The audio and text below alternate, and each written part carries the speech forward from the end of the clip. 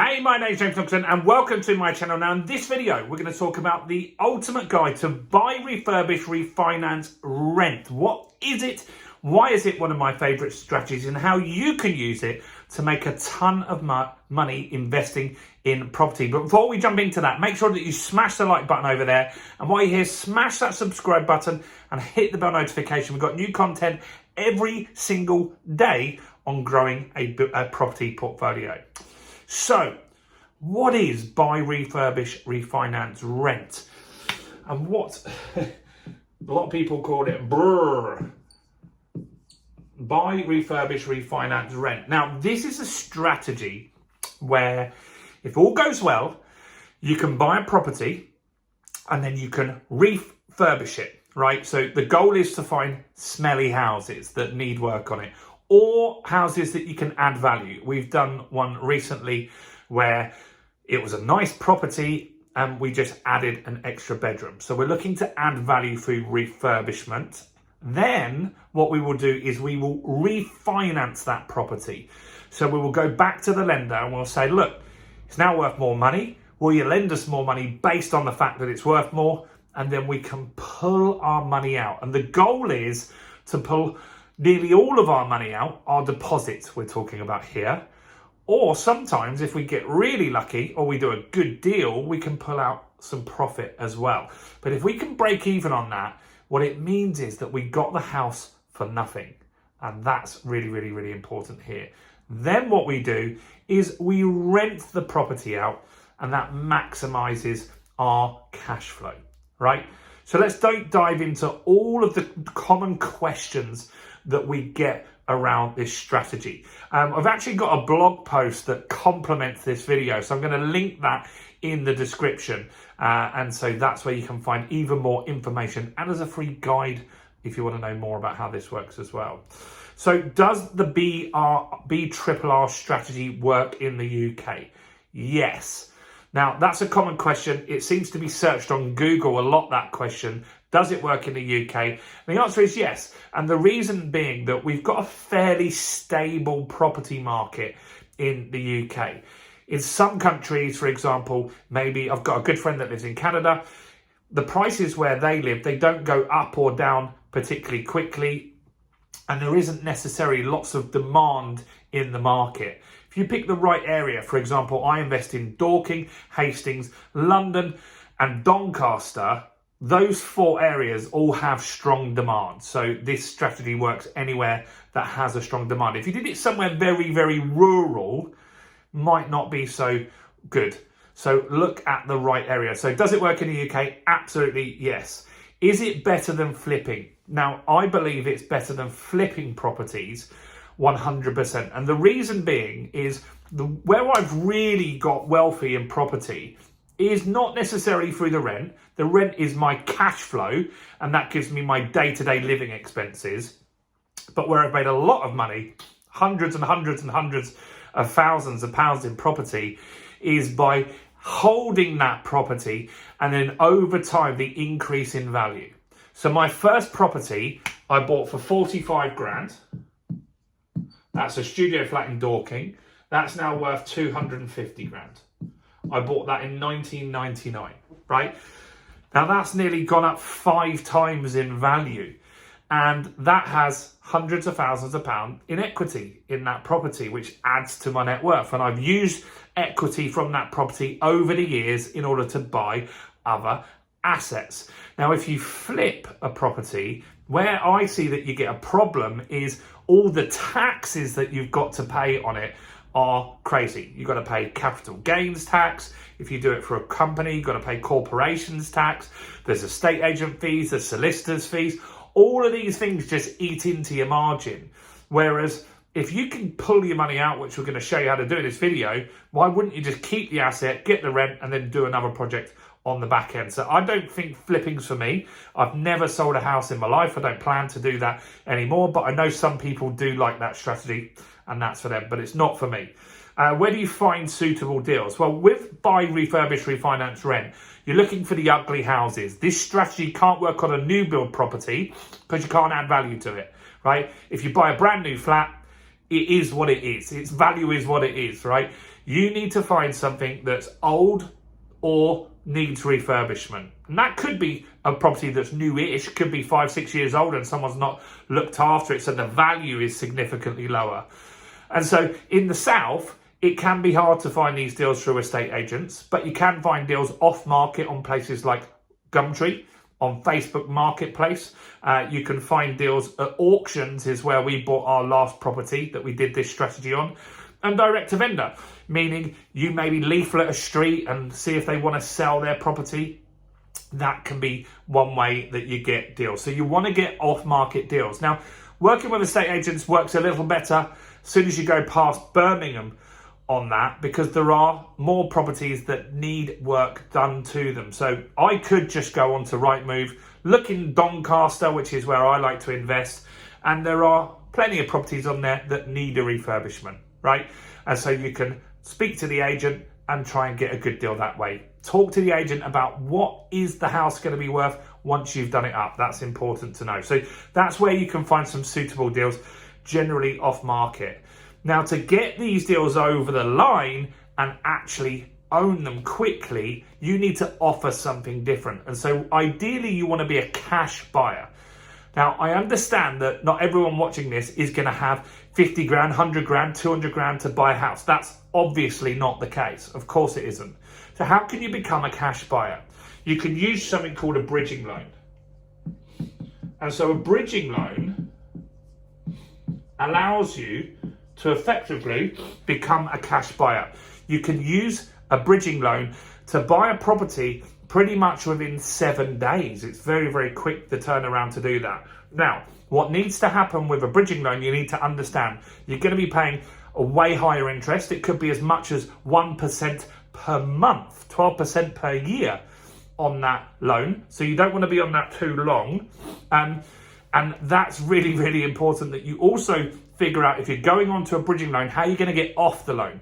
Are you able to get a mortgage? Because if you've got a destroyed credit rating, you may not want to do that. You might want to work with other investors, and there's different ways to do that. But the quicker you can buy the deal, a lot of people will use this strategy and use bridging loans. That's one way. How much should you budget for refurbishment? Not as much as you think. Now, we just refurbished our full house in Doncaster. That included new kitchen, new bathroom, plastering, decorating the whole house, cleaning up the windows, front garden, back garden done as well. What else did we do? Carpets as well, including labour. Everything came to £12,000.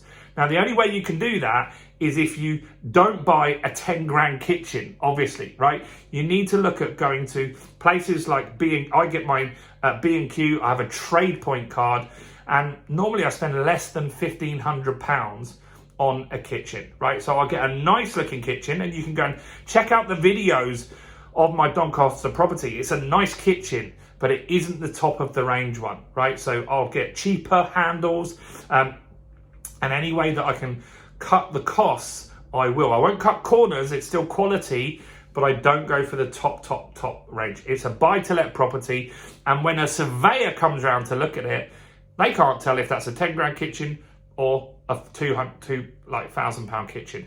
They will just look that it's clean, it's tidy, there's no problems with the building like when you purchased it. So reduce your budget significantly, and if you can do work yourself, like, why can't you decorate it yourself? That's going to save you a ton of money. I used to do that. I don't anymore. I hate decorating. I did a little bit last week in Doncaster and absolutely hated it. So what you're then going to do is make that property look good. You're then going to apply for a mortgage. So you're going to go to your mortgage broker. And I actually would have started this as soon as I got the property, because it takes a few months to do. And then you're going to go to the mortgage broker and you're going to look for a buy-to-let mortgage, right? So you're going to get either your cash back that you put in or pay off your bridging loan that you've got this deal on. And now when the surveyor comes round, this is important, they have no idea what the property looked like. So you need to justify that the value has increased. That's very, very important. So I just make a little pack. I make like a 4 or 5 page document, and I say, Here's a picture of the kitchen before, and this is after. This is what we did in that kitchen. Maybe we did some damp proofing as well.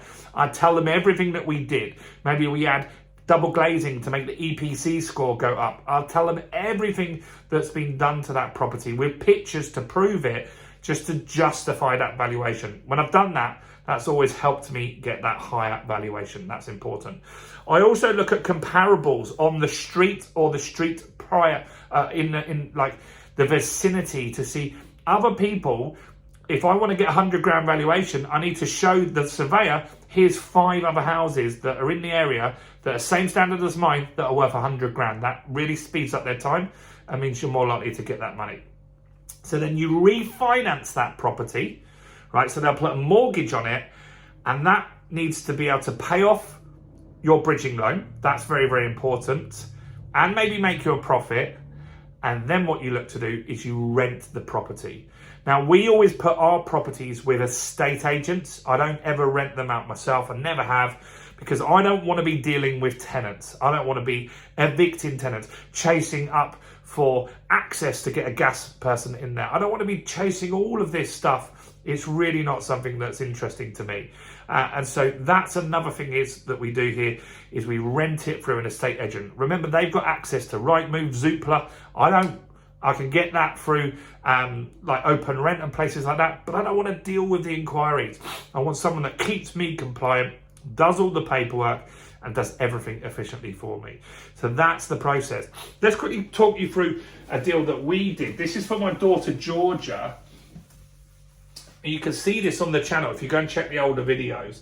So we bought a property for 60k at auction, right? 60k, pretty good. And this is in Balby in Doncaster, right? We refurbished it for 12. We had about 3 grand in other fees, stamp duty, legals and stuff like that. So that meant we were in that deal for around 75 grand, right? I spent that out of my pocket, right? That all came out of my pocket, that's 75 grand. And we were fortunate at this deal, we were cash buyers. So we weren't on a bridging loan. So then we got the property revalued, and the valuer came round, and fortunately one had just sold up the street for around 105. We got valued at 100. And what, if you know about buy to let, is they lend you 75% of the value of the house. So if the house is worth 100, they'll lend you 75. Now, it's not always going to work perfectly like that. We got all of our money back out of that deal. We then invested that in another property in Dorking. And if you follow all my old videos, you can see when we did all of this, right? You can see exactly how that worked on that property, which was really, really a smart thing to do. And with the buy, refurbish, refinance rent strategy, you can use your pot of money and you can roll it into multiple deals. Now, maybe the next time you do this, the house gets valued at 90 grand, right?